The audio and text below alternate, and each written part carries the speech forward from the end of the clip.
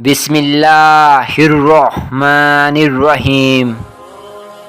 سیدنا معاذ بن انس جہنی رضی اللہ تعالیٰ عنہ سے روایت ہے کہ رسول اللہ صلی اللہ علیہ وآلہ وسلم نے فرمایا، میری امت شریعت پر ثابت قدم رہے گی جب تک ان میں یہ تین باتیں ظاہر نہ ہو جائیں گی: علم کا اٹھ جانا، زنا کی یعنی حرامی اولاد کی کثرت ہو جانا،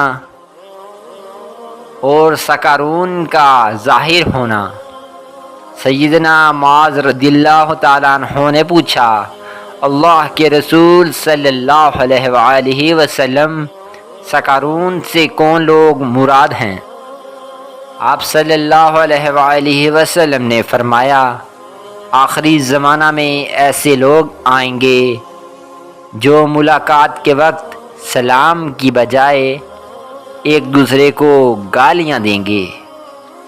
مسند احمد، حدیث نمبر 12498۔